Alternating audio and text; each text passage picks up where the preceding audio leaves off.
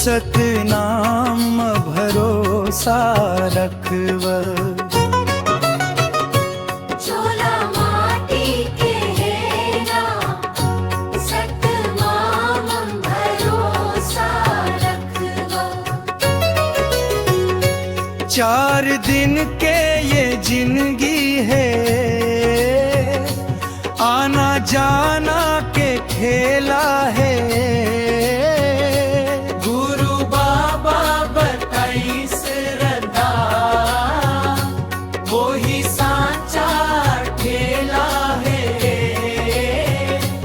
माया मोहला छोड़ के सत के गगर मचलव।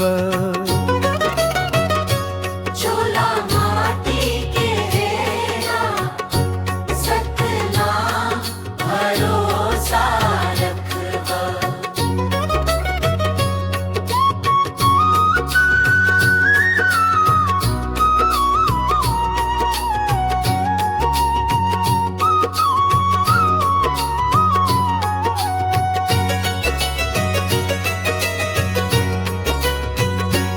गुरु बाबा के बताए डहर, साफ सुथरा जीवन है। मन के एक समान, यही सत्य के दर्शन है। झूठ कपट ला त्याग दे, साहेब सतला धरव। झोला माटी के है ना, सतनाम भरोसा रखवा।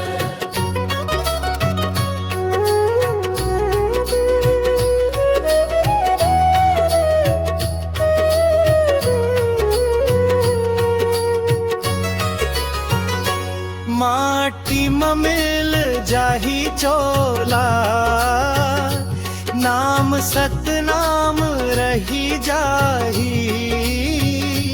सत के कमाई संग लेबे, वही तोर संग जाही।